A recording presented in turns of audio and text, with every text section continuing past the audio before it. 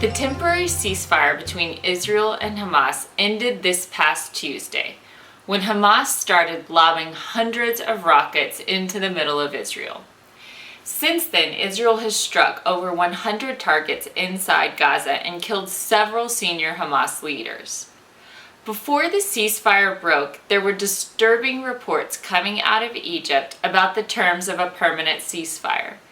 Many leaders in Israel believed Netanyahu was bending to international pressure and was ready to agree to most of Hamas's demands.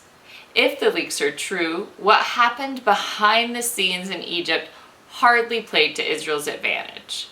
Despite Hamas's military defeat, they made many diplomatic gains in the ceasefire negotiations. The biggest gain was that Israel agreed to lift the blockade of Gaza and allow for movement of people and merchandise. Why Israel caved on such a vital issue is a mystery. Under a partial blockade in Gaza, Hamas was able to siphon off $500 million worth of humanitarian aid in the form of steel and cement. With it, they built a sophisticated terrorist tunnel system. Imagine what kind of murderous havoc Hamas could wreak with open borders. Netanyahu retracted his demand that Gaza be demilitarized and Hamas disarmed. Israel agreed to extend Gazan fishing rights from 3 to 12 miles. Israel put off talk of a seaport and airport, but it's almost a laughable notion that Hamas be allowed either. Hamas has not backed down from that demand. Israel agreed to work with the PA in rebuilding Gaza. They pledged to provide medical attention, food donations, and humanitarian relief. It's hard to remember, but Israel actually won this war from a military vantage point.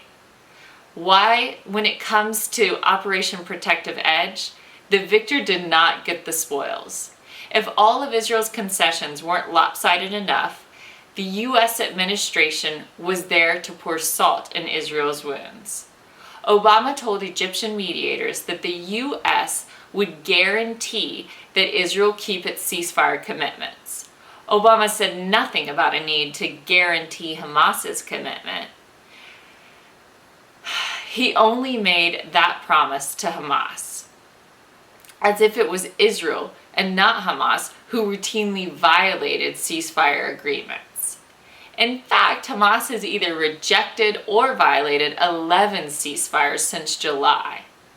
Terrorism analyst Steve Emerson said, if anyone needs proof of the Obama administration's hatred of Israel, there it was in black and white.